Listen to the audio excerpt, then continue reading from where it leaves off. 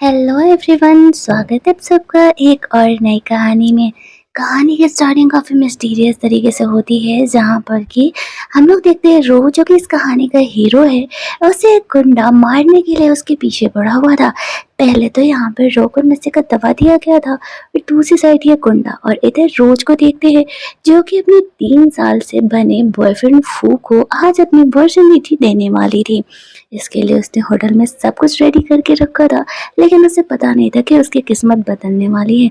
इस तरीके से ये बंदा यहाँ पर रो को इंसर्ट कर देता है, और रो खुद को सेव करते हुए रोज के कमरे में एंटर कर जाता है। सोचो, यहाँ पे ना पुलिस है, ना सीसीटीवी कैमरा, और कोई यहाँ पे रो का हेल्प करने भी नहीं आता है। रो यहाँ पर इस तरीके से रोज से हेल्प मांगता है। यहाँ पर रो को चोट लगा था, रोज को एक्यूपंक्चर आता था, तो वो उसके घाव के ब्लड को रोकने के लिए ऐसे अपने पेन से उसका ट्रीटमेंट करती है, जिससे कि उसका घाव से ब्लड आना बंद हो जाता है। फिर वो वहां से जा रही थी, तभी वो उसे खींच लेता है, और दवा का जो उस पर असर हुआ था उस वजह से रोज को यहाँ पर उसका हेल्प करने के लिए बोलता है, और दोनों यहाँ पर इंटीमेट होते हैं। रो यहाँ पर रोज को अपना एक नेकलेस देते हुए कहता है कि आज से तुम मेरी वाइफ हो, और ये लव टोकन है। लेकिन रोज यहाँ पर रो के छोटे उस्ताद का ऐसा है कि ऊपर जैसे ट्रीटमेंट करती है कि बेचारा दोबारा कभी काम ही नहीं कर पाएगा, और वहां से फरार हो लेती है। उसका सेक्रेटरी यहाँ पर रो को देखता है यहाँ आकर के, तो रो ठीक था, उस गर्ल को ढूंढने के लिए कहता है। उस कमरे में एक लड़की का रिज्यूमे था, वो किसी और गर्ल का था, और रो उसे ही वो गर्ल समझ लेता है जिसके साथ कि वो इंटीमेट यहाँ पर हुआ है। और वो अपने सेक्रेटरी को कहता है कि मुझे इस लड़की के लिए रिस्पॉन्सिबिलिटी लेनी है, जाओ इसे मेरे पास लेकर के आओ, मुझे इससे बातें करनी है। दूसरी साइड हम लोग रोज को देखते हैं, जो कि अपने घर जाती है, तो यहाँ पर एंजी, जो कि उसकी पड़ोसी थी, वो बहुत ही बदमाश लड़की थी, वो रोज के ऑफिस से लौटने का वेट कर रही थी। इस तरीके से वो उसके गले पे लब्बड़ देख करके उसका मजाक उड़ाते हुए कहती है, कहीं तुमने अपनी वर्जिनिटी फू को तो नहीं दे दी।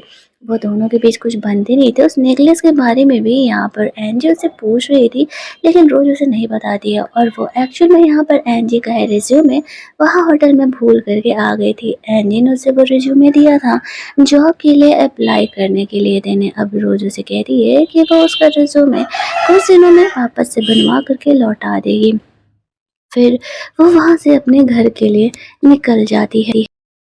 रास्ते में वो सोचती है कि वो अपने बॉयफ्रेंड से मिलते हुए जाएगी, लेकिन वहां जाते ही उसे सदमा लगता है, क्योंकि वो अपने बॉयफ्रेंड फू को ली नाम की एक लड़की के साथ लवी डबी होते हुए देख लेती है।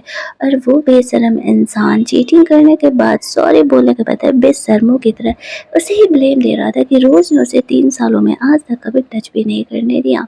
रोज यहाँ पर गुस्सा आकर के ली को थप्पड़ मार देती है, और फू से ब्रेकअप करते हुए वहां से चली जाती है।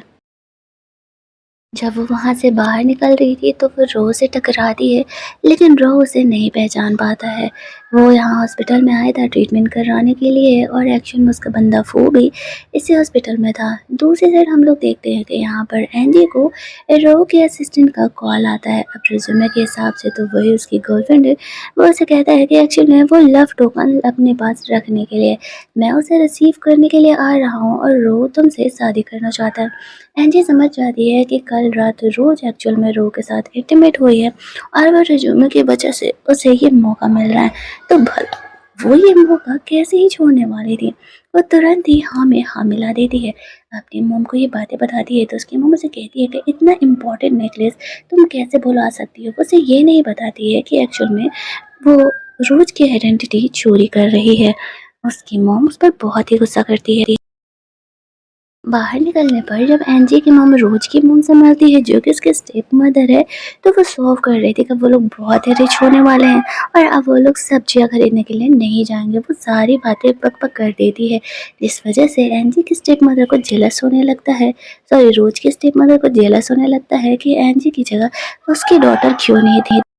घर पहुंचती है, तो उसे रोज के कपड़ों में वो लव टोकन मिलता है, जो कि एंजी के मॉम ने उसे फोटो में दिखाया था। अब यहाँ पे रोज की मॉम के दिमाग में एक आइडिया आता है। उसे तो ऐसा लगता है कि रोज ने एंजी को वो लव टोकन चोरी किया है, तो अब वो खुद ही यहाँ पर रो की फैमिली से कांटेक्ट करेगी। इससे पहले वो यहाँ पर रोज़ को ऐसे नशे वाला दवा वाला मिल्क देती है, जिसको पीते ही रोज़ यहाँ पर सो जाती है। उसका प्लान था कि वो रोज़ को बिना बताए यहाँ पे रो के फैमिली में भेज देगी। अगला सीन वो होता है जहाँ पर कि रोज़ की आँख खुलती है तो वो एक अननोन प्लेस पे थी। घर की मेड उसे ये ड्रेस पहन कर के नीचे आ जाने के लिए बोलती है। रोज़ को चीज़ें समझ नहीं आ रही थी कि वो कौन से प्लेस पर आ गई है और वो यहाँ कर क्या रही है। लेकिन जैसा कि उसकी मेड ने कहा था, वो कपड़े पहन कर के नीचे चली जाती है। नीचे जाने पर उसे पता चलता है कि एक्चुअल में उसकी मॉम ने यहाँ पर रो से उसे शादी कराने के लिए यहाँ पर उसकी मर्ज़ी के खिलाफ उसे भेज दिया है। रो की ग्रैंडमदर रोज़ को ही वो लड़की समझ रही थी जिसे कि रो पसंद करता है और वो यहाँ पे मीडिया वगैरह पे बुला कर के सबको बता देती है कि एक्चुअल में रोज़ उनके घर की बहू होने वाली है। लेकिन जो रो की सिस्टर थी, वो रोज़ को पसंद नहीं करती है। वो कहती है ना जाने ऐरे-गैरे लोग भी घर में हमारे आ जाते हैं। अब रोज़ यहाँ पर फ़िलहाल कुछ नहीं कहती है। सिचुएशन के हिसाब से उसे चुप रहने में ही भलाई लगता है। यहाँ पर बहुत सारे रिपोर्टर्स आकर के उनके पिक्चर्स क्लिक कर रहे होते हैं। रोज़ काफ़ी नर्वस थी, ग्रैंडमदर उसे समझाती है, "रो पहली बार किसी लड़की को बोला है कि वो उसे पसंद करता है, हम रोज़ को भला कैसे ही जाने दे सकते हैं, हमें रोज़ की तो शादी करवानी ही होगी।" लेकिन तभी वहाँ पर रघु अपने सेक्रेटरी के साथ आ जाता है। उनके जाने के बाद यानी रिपोर्टर्स के जाने के बाद वो ग्रैंडमदर को कहता है कि ये एक फेक है, आपने एक गलत लड़की को यहाँ पे लेकर के आया है। अब यहाँ पर ये सुनते ही ग्रैंडमदर को सीजर्स आने लगते हैं कि उन्होंने गलत लड़की को कैसे यहाँ पर उठा लिया। अब दुनिया के सामने तो रोज यहाँ पर रो की वाइफ है, इतना ही नहीं उन्होंने तो उसका शादी का सर्टिफिकेट तक मंगा लिया था। रोज कहती है कि हाँ मैं वो लड़की नहीं हूँ जिसे कि रो पसंद करता है, क्योंकि वो तो सिर्फ उससे एक बार ही मिली है। उसे नहीं बताती है कि एक्चुअल में रो के साथ वो इंटीमेट हुई थी, क्योंकि वहाँ पर उसे कोई सिचुएशन ही नहीं पता था। अब यहाँ पर रो रोज पर बहुत ही गुस्सा करने लगता है कि वो यहाँ पर किसी और की आइडेंटिटी लेकर के आ रही है। उसे पता चला था एक्चुअल में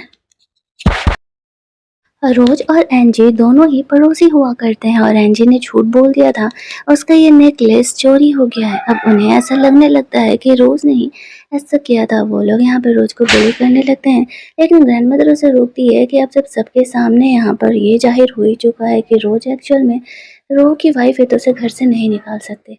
यहाँ पर उन्हें सीजर्स आ रहा था, रोज को यहाँ पर एक्यूपेंचर करके सीजर्स के पेशेंट को ठीक करना आता है, इसी वजह से वो उसे ट्रीटमेंट देना चाहती थी। लेकिन रोज़ ऐसा करने से रोक रहा था। फिलहाल इमरजेंसी के लिए उसे रोज़ को अलाउ करना पड़ता है।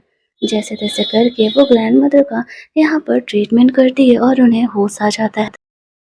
अब इसने यहाँ पे ग्रैंडमदर की जान बचाई है तो ये डिसाइड होता है कि एक्चुअल में यहाँ पे रोज़ कुछ दिनों के लिए रो के साथ रहेगी, क्योंकि अब उनकी शादी सबके सामने आ गई है तो वो लोग अचानक से ऐसे रोज़ को बाहर नहीं भेज सकते हैं। रोज़ से अपने नए घर लेके जाता है और कहते हैं कि वो यहीं रहेगी और उसकी फेक वाइफ बनने की एक्टिंग करेगी। कुछ भी नया ड्रामा नहीं होना चाहिए और बिना इजाज़त के वो इस घर के बाहर नहीं जाएगी। रो के जाते ही रोज़ यहाँ पर अपनी मॉम को कॉल करती है। उसकी मॉम उसे कहती है कि हम 5 सालों से तुम्हें पाल रहे हैं, अब तो तुम किसी काम आओ और अगर तुमने रोज़ से वो बर्थडे गिफ्ट्स नहीं लेकर के हमारे लिए आए, तो हम एक्चुअल में ग्रैंडमदर का ट्रीटमेंट तुम्हारा बंद करा देंगे। रोज़ के लिए ग्रैंडमदर बहुत ही इम्पोर्टेंट थी, इसी वजह से उसे ये बात माननी पड़ी। रोज़ का सेक्रेटरी से पूछ रहा था कि वो क्या प्लान कर रहा है रोज़ को रखने का। वो उसे कहता है अभी फ़िलहाल तो रखना पड़ेगा जब तक ये ग्रैंडमदर पूरी तरीके से ठीक नहीं हो जाती। एंजी को उसे सारा सिचुएशन बताना होगा कि अभी फ़िलहाल वो उससे शादी नहीं कर सकता है। अगले सीन में हम लोग रोज को देखते हैं जो कि हेल्पर बन कर के उस हॉस्पिटल में गई हुई थी अपनी ग्रैंडमदर को देखने के लिए, लेकिन वो तो वहाँ पर थी ही नहीं। स्टेप मदर को कॉल करने पर पता चलता है कि उसके स्टेप मदर ने ग्रैंडमदर को कहीं और शिफ्ट कर दिया है ताकि वे रोज के हत्थे ना लगे। वो लोग वहाँ से लौट रहे होते हैं तो वो ली से मिलते हैं। अभी यहाँ पर ली उसका इंसल्ट करने के लिए रोज को खुद का सैंडल क्लीन करने के लिए बोलती है, लेकिन रोज ऐसा करने से मना कर देती है। जब वो वहाँ पर जा रही थी तो एक बॉडीगार्ड आकर के रोज को रोकने लगता है, क्योंकि ली के डैड यहाँ पर काफ़ी बड़े पोस्ट पर थे। लेकिन यहाँ पर रो का सेक्रेटरी रोज को सेफली उसे रेस्क्यू करके घर लेकर के जाता है। घर जाने पे रोज पर बहुत गुस्सा कर रहे थे कि उसके मना करने के बावजूद वो क्यों गई। रोज ऐसे कहती है जैसे कि तुम्हारे लिए तुम्हारी ग्रैंड मदर है, वैसे ही मेरे लिए मेरी ग्रैंड मदर है। मुझे भी तुमसे शादी करने का कोई शौक नहीं था, मेरी मॉम ने मुझे नशे का दवा दे करके तुम्हारे घर पहुँचाया है। उन्हें बेथोरल गिफ्ट चाहिए, इसी वजह से वो मेरी ग्रैंडमदर को लेकर के मुझे ब्लैकमेल कर रही है और जब भी ग्रैंडमदर की बात आएगी तो मैं जाऊँगी ही। बाकी हर समय मैं तुम्हारी बात मानने के लिए तैयार हूँ। अब हालाँकि रो को यहाँ पे रोज़ की बातों पे भरोसा नहीं था, वो खुद की तरफ से इन चीज़ों को चेक करने का डिसाइड करता है। ग्रैंडमदर का कुछ न्यूज़ मिलता है तो वो अपने सेक्रेटरी के साथ रोज़ को भेज देता है। रोज़ हॉस्पिटल जाती है तो उसके स्टेप मदर उससे बेथोल गिफ्ट्स के पैसे मांग रहे थे, लेकिन रोज़ उन्हें देने से मना करती है और कहती है कि आपने मेरे साथ गलत किया है। यहाँ पे डॉक्टर आते हैं और वो रोज़ को कह रहे होते हैं कि तुम रो की फैमिली से बिलोंग करती है, बट मुझे पता है यहाँ पर तुम्हारी ग्रैंडमदर का ट्रीटमेंट फ्री में होने वाला है, तुम्हें किसी चीज़ की फ़िक्र करने की कोई ज़रूरत नहीं है। जब वो घर जाती है तो रू यहाँ पर उसके आने का इंतज़ार कर रहा था।